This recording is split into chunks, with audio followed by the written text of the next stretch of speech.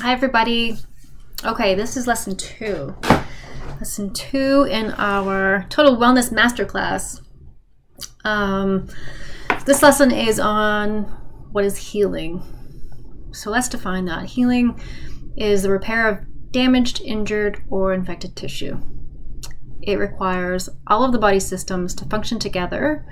It requires the cellular function of repair, oxygenation, circulation, digestion and assimilation, detoxification, immune system regulation, hormone and neurotransmitter function, blood sugar balance, all of these body systems to function together to produce healing and rebalance, tissue growth, tissue replacement, etc.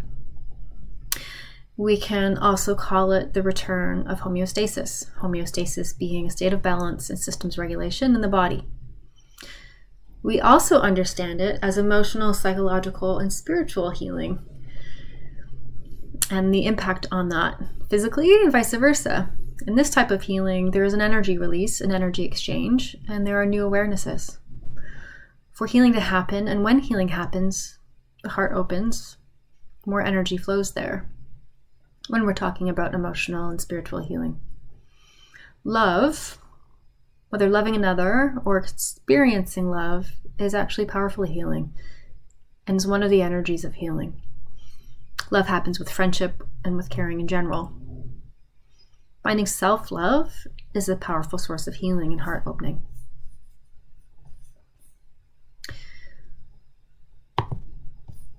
Healing happens through witnessing, hearing another, seeing another, accepting another fully. That is healing for another person. In these ways, humans help each other heal. When we need others to heal, we need ourselves to heal. The word doctor actually means teacher. So not all doctors are healers.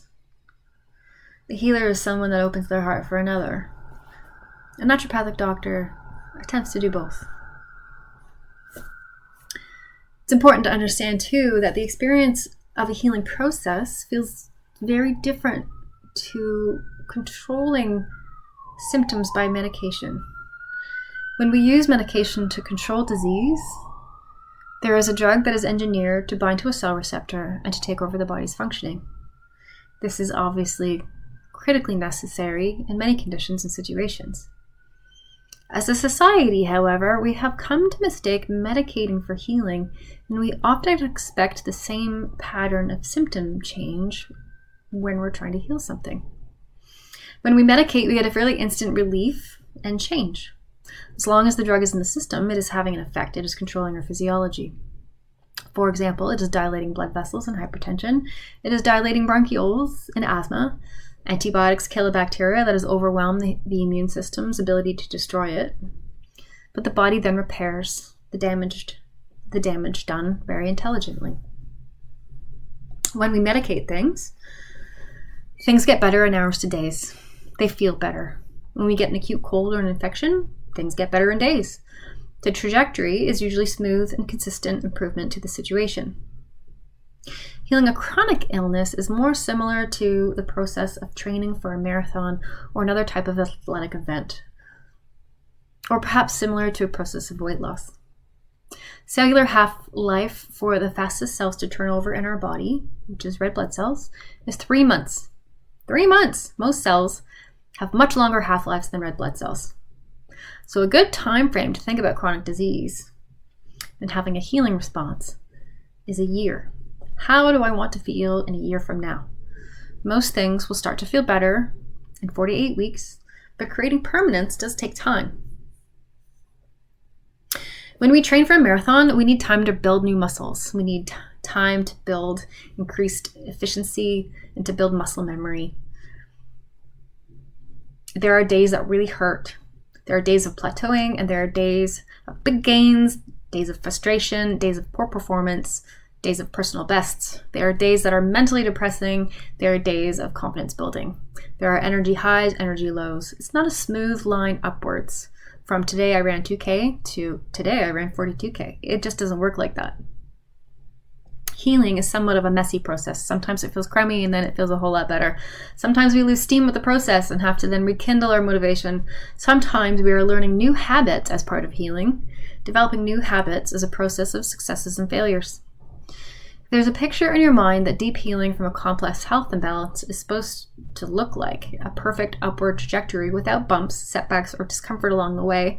Please erase that idea. That is not how your body works. Emotional healing is no different.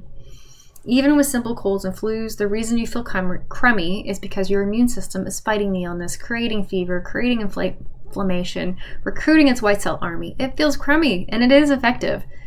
Having a fever is more effective than not having a fever, even though it feels worse. Biological healing processes are complex. They involve getting nutrients in, toxins out, regenerating new cells and tissues, normalizing glandular functions, normalizing nervous system activations, healing microbiomes, balancing out immune responses. It is a process with a different order of steps for everybody. Everybody is unique and different with different life circumstances as part of the healing mix. Some parts of treatment can feel tiring or yucky, like detoxing. Similarly, building muscle hurts and is tiring. Other parts feel amazing. This is not to say that you will feel horrible during your healing process. Just don't expect it to be perfect. It takes time and stages and phases. A good time frame to think about for chronic disease really is a year. How do I want to feel a year from now? Most things will start to feel better in 4 to 8 weeks, but creating permanence does take time. Most of us have no idea what deep healing looks like and what is normal. We expect it to look like medicating. When it doesn't look like this, we think something is wrong and it isn't working, or I must be failing.